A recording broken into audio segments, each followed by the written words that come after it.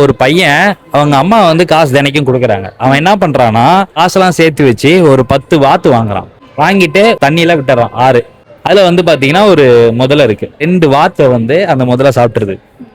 இன்னும் 2 வாத்து வந்து தண்ணிக்குள்ள மூழ்கிருது. அப்ப மீதி எத்தனை வாத்து இருக்கும் உயிரோட? 6. அதான் முதல்ல இருக்கிறப்ப எப்படி வாத்து இருக்கும்? செத்து போயிருக்காது. 2 வாத்து தான் சாப்பிட்டுருக்காது. அப்ப 6 இருக்கும். இல்ல,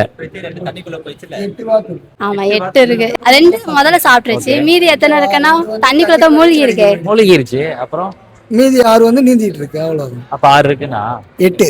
எப்படி 8 இருக்கு? எப்படி உயிரோட 8 இருக்குன்னு எப்படி சொல்றீங்க? அதான் 2 வாத்து உள்ள முழுகிருச்சு. ஆத்துக்குள்ள தானே இருக்கு. முழுகிருச்சுன்னா என்ன ஆகும்? செத்து போயிடும். ஆத்துக்குள்ள எத்தனை வாத்து இருக்குன்னு தானே கேட்டீங்க. ஆத்துக்குள்ள அப்படி கிடையாது. உயிரோட இருக்கிறது எத்தனை? உயிரோட இருக்கிறது எத்தனை? மூழ்கிடுச்சு. எடுத்த மூழ்கிடுச்சுன்ற क्वेश्चन வந்து அது மூழ்கிடுச்சுன்னு சொல்றீங்களா இல்ல அது வந்து உயிரோட இருக்குன்னு சொல்றீங்களா? அது சிம்பிள். மொத்தமா உயிரோட எத்தனை வாத்து இருக்கு?